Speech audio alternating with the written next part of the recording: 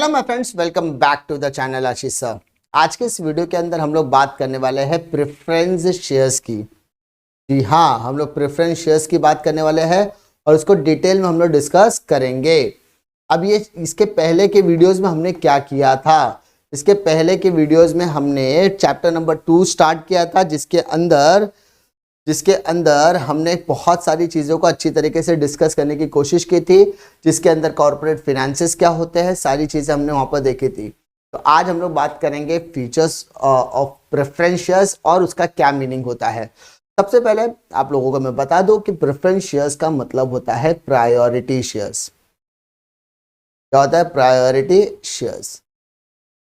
मतलब इक्विटी में हमने क्या पढ़ा था, the share which is not a preference share is called as equity shares. मतलब इसका उल्टा कर दो, यानी जिस शेयर्स को प्रायोरिटी मिलेगी, जिस शेयर्स के होल्डर्स को प्रेफरेंशियल राइट मिलेगा, प्रायोरिटी राइट्स मिलेंगे, उसको हम प्रेफरेंस शेयर्स कहेंगे। नाम ही पता चलता है, नाम से ही पता चलता है कि इसके प्रेफरेंशियल राइट यानी प्रायोरिटी इनको मिलेगी। भाई साहब, आपको तवज्जो दी जाने वाली, आपको अहमियत दी जाने वाली, आपको इंपॉर्टेंस दी जाएगी शेयर होल्डर्स के बिहाफ में, शेयर होल्डर्स के लाइन में। तो the shares which carry following preferential rights are term as preference. यानी जब किसी भी तरीके के प्रेफरेंस शेयर होल्डर को payment of dividend and repayment of capital, ठीक है, ये दोनों पर प्रायोरिटी मिलेगी। यानी आपके कंपनी के प्रॉफिट में हिस्सा आपका फिक्स है और कंपनी अगर वाइंड अप होती है, कंपनी अगर बंद होती है, तो उस समय पर भी आपका रिपेमेंट, आपका रिटर्न ऑफ कैपिटल कुछ हद तक अश्योर है, तो आप प्रेफरेंस शेयर होल्डर्स हो। अंडरस्टूड? यानी अगर आपको payment of dividend and repayment of capital दोनों पर प्रायोरिटी मिल रही है, तो भाई साहब आप कहां थे अब तक, इसीलिए आपको कहा जाएगा preference shares. Understood? Yes sir.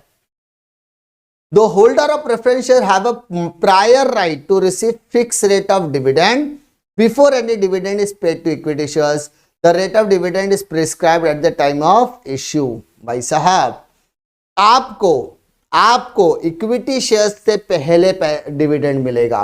वो भी डिविडेंड आपको जब मिलेगा उसका रेट भी आपको क्या रहेगा, फिक्स्ड रेट रहेगा, और आपका टाइम पीरियड भी आपको बता दिया जाएगा। Understood? But preference share do not carry any voting right. उनको किसी भी तरीके का अधिकार नहीं दिया गया, कोई भी वोटिंग राइट नहीं मिलेगा, except if they have voting right only on the matter which they affect their interest, such as selling of undertaking, changing the rights of preference share etcetera, and they will get voting right if dividend remain unpaid.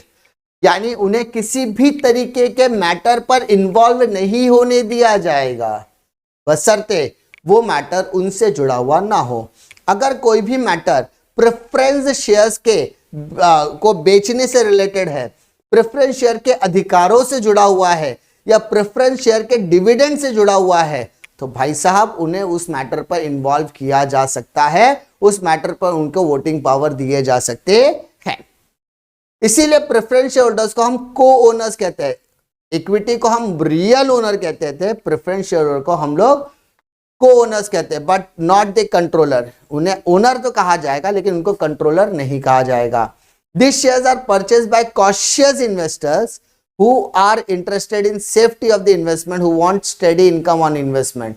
यानी जिन्हें investment करना तो पसंद है, लेकिन उन्हें income steady मिलनी चाहिए, स्टेडी इनकम मिलनी चाहिए, लगातार इनकम मिलती रहनी चाहिए, उनको हम लोग देते हैं preference shares. Now move to बेटा नेक्स्ट क्वेश्चन, फीचर्स ऑफ। तो पहला फीचर्स कहता है प्रेफरेंस फॉर डिविडेंड। हमने अभी बात की कि कंपनी की प्रॉफिट में से एक हिस्सा डिविडेंड के तौर पर निकाला जाता है, तो उस डिविडेंड में सबसे पहला हिस्सा अगर किसी का होगा तो वो किसको मिलेगा, प्रेफरेंस शेयर को मिलेगा, बाद में मिलेगा इक्विटी शेयर होल्डर को। ठीक है, तो सबसे पहली प्रायोरिटी किसको दी जाएगी, प्रेफरेंस शेयर होल्डर को। Next, preference for repayment of capital. मतलब कंपनी के अगर हालत बद से बदतर हो रही है और कंपनी को वाइंड अप करने का समय आ रहा है, तो ऐसे टाइम पर कंपनी को लिक्विडेशन करने का जो पैसा मिलेगा, उस पैसे के बंटवारे में भी उसे इक्विटी शेयर होल्डर से पहले प्रायोरिटी दी जाएगी। कब? रिटर्न ऑफ कैपिटल के तौर पर, यानी यहां पर उन्हें कैपिटल लॉसेस होने के चांसेस बहुत ही कम होते हैं। Next, fixed return. जैसा कि हमने डिस्कस किया, प्रेफरेंस शेयर होल्डर को जो रेट ऑफ डिविडेंड रहेगा वो क्या रहेगा? फिक्स रहेगा। उसके अलावा the right of dividends pre determined at the time of issue, यानी आपको पता रहेगा कि आपने कब इन्वेस्टमेंट किया है और आपका रीपेमेंट कब होने वाला है, वो सारी चीज़ें आपको बता दी जाती है। 1 साल बाद, 2 साल बाद, 3 साल बाद, 6 साल बाद, जो भी रहेगा पेमेंट वो आपको बता दिया जाता है, repayment time period. It may be in the form of fix sum or may be calculated in at fix rate, यानी आपको सीधा सीधा उस एग्रीमेंट में बता दिया जाएगा कि इतना पैसा आपको रिटर्न मिलेगा इस पर्टिकुलर डेट के बाद। The preference holder are entitled to dividend which can be paid only out of profit, यानी भाई साहब प्रेफरेंस शेयर्स को डिविडेंड मिलेगा अब प्रॉफिट में से।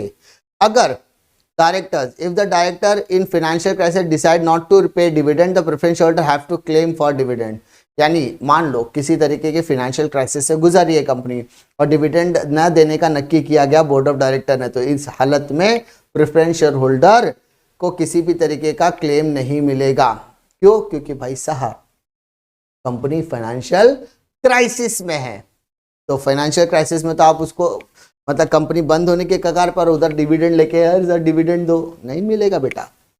हाँ, फाइनेंशियल क्राइसिस नहीं और बोर्ड ऑफ डायरेक्टर बोलते इस साल आपको डिविडेंड नहीं मिला, तो आप क्लेम कर सकते हो। Nature of capital, equity share holder permanent capital था, बट ये परमानेंट कैपिटल नहीं है। They are redeem after a certain period of time.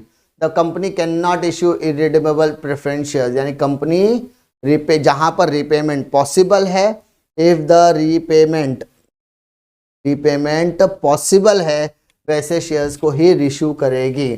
Preference share holder generally कब रिश्यू किया जाता है? बाद में, लेटर स्टेज में। When the company gets established, these shares are issued to satisfy the need of additional capital of the company. जब company खड़ी हो जाती है, जब कंपनी का नींव पड़ जाता है, क्योंकि जब कंपनी स्टार्ट की जाती है तब कंपनी इक्विटी शेयर इशू करती है, लेकिन कंपनी को चलाने के लिए जब भी वर्किंग कैपिटल की जरूरत पड़ेगी तो आपके पास एक ऑप्शन अवेलेबल होता है, दैट इज प्रेफरेंस शेयर होगा। ठीक है।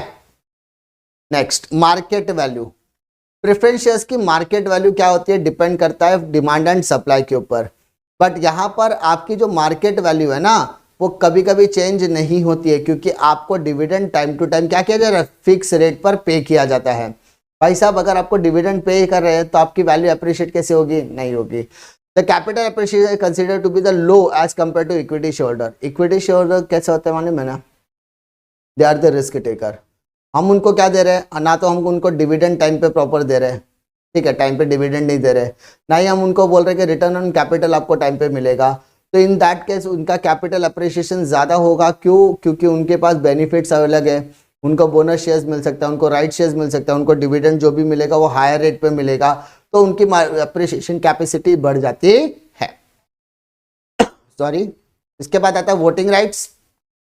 प्रेफरेंस शेयर होल्डर को कोई भी वोटिंग राइट मिलने वाला नहीं है, ना ही वो कंपनी के किसी भी तरीके के अफेयर्स को कंट्रोल करने की कर सकते हैं। बट अगर अगर अगर अगर किसी तरीके का मैटर उनके से जुड़ा हुआ है, प्रेफरेंस शेयर होल्डर से जुड़ा हुआ है, तो ही वो राइट्स एंजॉय कर सकते हैं, अदरवाइज नहीं। एग्जाम्पल के तौर पे यहाँ पर दिया है कि अगर आप उनके रिपेमेंट ऑफ कैपिटल के टर्म्स एंड कंडीशन में चेंजेस करते हो तो वो वोट राइट दे सकते हैं। अगर उनके डिविडेंड आपने 2 साल से ज्यादा पे नहीं किया तो अब जाकर वो अपना अधिकार आप पर जता सकते हैं। नेक्स्ट क्वेश्चन की तरह नेक्स्ट पॉइंट आता है रिस्क। जो इन्वेस्टर कॉशियस होते हैं, मतलब जिन्हें स्टेडी इनकम की जरूरत होती है, कौन सी इनकम की? स्टेडी इनकम की।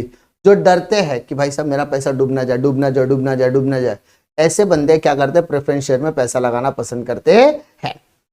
These shares are the boon for shareholder during depression period when interest rate is continuously falling। मतलब जब कंपनी को लगता है कि भाई साहब आज हमारी कंपनी इन्फ्लेशन के टाइम से गुजर रही है या नीचे गिर रहा है, तब ऐसे कंपनी के जो शेयर होल्डर होते हैं ना उनको स्टेडी इनकम मिलती रहती है, तो उनको टेंशन लेने की जरूरत नहीं है। लेकिन इनको ये जो रिस्क है ना, इनका रिस्क बहुत ही कम होता है, इनका रिस्क बहुत ही कम होता है, क्योंकि इन्हें प्रॉफिट में से हिस्सा भी मिलते जाता है, प्रॉफिट में इनको आप डिविडेंड भी देते रहते हो और आप उनको अश्योरेंस दे रहे हो कि भाई साहब आपका रिपेमेंट ऑफ कैपिटल भी हो जाने वाला हैं, तो इनको डरने की बात है ही नहीं, इसलिए ये लेस रिस्क ओरिएंटेड होता है, less risk oriented. Point number 8, face value. Normally preference share की जो फेस वैल्यू होती है वो हायर होती है इक्विटी शेयर से, नॉर्मली कितना 100 रुपया या उससे ज्यादा हो सकता है। पॉइंट नंबर 9, राइट और बोनस शेयर्स। भाई साहब इक्विटी शेयर को आप राइट शेयर्स और बोनस शेयर्स देते हो, बट प्रेफरेंस शेयर को किसी भी तरीके का राइट शेयर्स और बोनस शेयर नहीं मिलेगा। Point number 10, nature of investor. जो प्रेफरेंस शेयर्स मॉडरेट टाइप के इन्वेस्टर्स होते हैं वो यहां पर इन्वेस्ट करते हैं। जो इन्वेस्टर कंजर्वेटिव, कॉशियस या इंटरेस्टेड इन सेफ्टी कैपिटल पर विश्वास रखते हैं, जिन्हें अपने इन्वेस्टमेंट पर रिटर्न भी स्टेडी तौर पर चाहिए, लगातार चाहिए, ऐसे लोग ही प्रेफरेंस शेयर्स में पैसा लगाना पसंद करते हैं। उम्मीद करता हूं कि आपको इसमें कोई दिक्कत नहीं आएगी। अगर आपको इसमें किसी भी तरीके की दिक्कत आती है तो आप कमेंट सेक्शन में कमेंट ड्रॉप कर सकते हैं। उम्मीद करता हूं कि वीडियो आपको पसंद आएगा। पसंद आता तो लाइक करो, दोस्तों में जरूर शेयर कीजिए, और अभी तक आपने टेलीग्राम चैनल नहीं ज्वाइन किया तो ज्वाइन जरूर कीजिए, डिस्क्रिप्शन में आपको लिंक मिल जाएगा। साथ ही साथ आपको अकाउंटेंसी का पूरा सब्जेक्ट का प्लेलिस्ट मिल जाने वाला है, वहां से आप जाकर पूरा अकाउंटेंसी फ्री में एंजॉय कर सकते हैं। मिलता हूं मैं आपको अगले वीडियो में एक और नए लेक्चर वीडियो के साथ, तब तक के लिए जय हिंद।